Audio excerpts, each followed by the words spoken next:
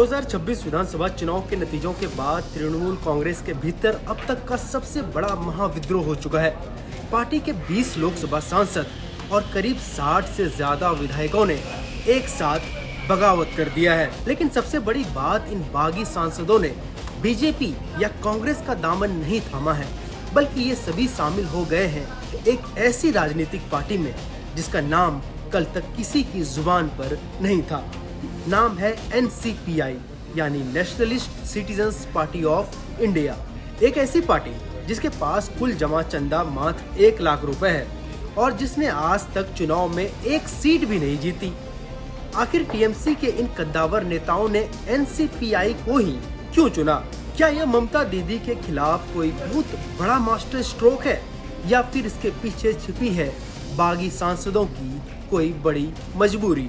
चलिए सबसे पहले इस मिस्ट्री पार्टी की कुंडली खंगालते हैं। NCPI त्रिपुरा में एक रजिस्टर्ड पार्टी है, लेकिन ध्यान रहे यह कोई मान्यता प्राप्त यानी रिकॉग्नाइज्ड नेशनल या स्टेट पार्टी नहीं है। इसका चुनाव चिन्ह बड़ा दिलचस्प है, पेन की नींव जिसके आसपास से रोशनी की किरणें निकल रही हैं। अब आप इस पार्टी का चुनावी इतिहास सुनेंगे तो हैरान रह जाएंगे। इस पार्टी ने पिछले त्रिपुरा विधानसभा चुनाव में अपने उम्मीदवार उतारे थे। नतीजा, पार्टी को पूरे राज्य में कुल मिलाकर सिर्फ 822 वोट मिले। दोनों के दोनों उम्मीदवारों की जमानत जब्त हो गई। एक नेता ने तो निर्दलीय चुनाव लड़ लिया था। यानी इस पार्टी ने आज तक अपने इतिहास में एक भी सीट नहीं जीती है। सवाल है कि पार्टी के नेता कौन है? देश तो छोड़िए, त्रिपुरा और बंगाल के लोग भी इन्हें ठीक से नहीं जानते होंगे। इसका हेड ऑफिस पश्चिम बंगाल के हावड़ा में एक छोटी सी जगह पर है और इसकी कोषाध्यक्ष शिवली कुंडू नाम की महिला है।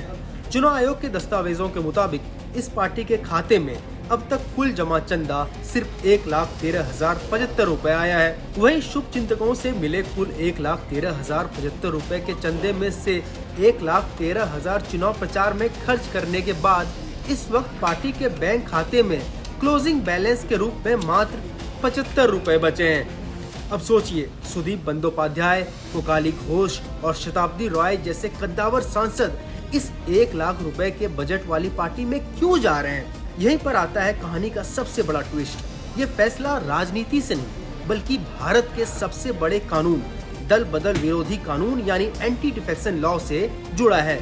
हमारे संविधान की 10वीं अनुसूची कहती है कि अगर कोई भी जीता हुआ सांसद या विधायक अपनी पार्टी से बगावत करता है या पार्टी छोड़ता है तो उसकी सांसद या विधानसभा सदस्यता रद्द की जाएगी, यानी उसकी कुर्सी चली जाएगी।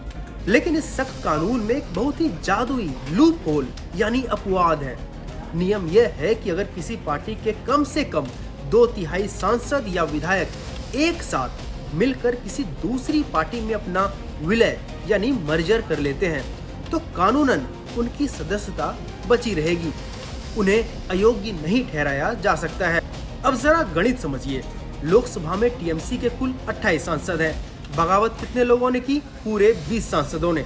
अगर आप गणित लगाएंगे तो यह संख्या कुल सांसदों की 2/3 के आंकड़ों को पार कर जाती है।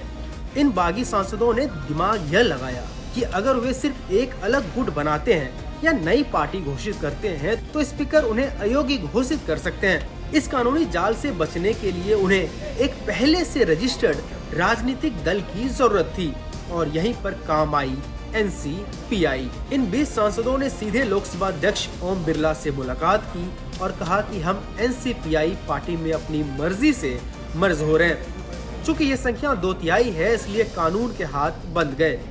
ये सांसद अपनी कुर्सी भी बचा ले गए, ममता दीदी को झटका भी दे दिया और तकनीकी रूप से सेफ भी हो गए। इसे कहते हैं कानूनी सुरक्षा कवच।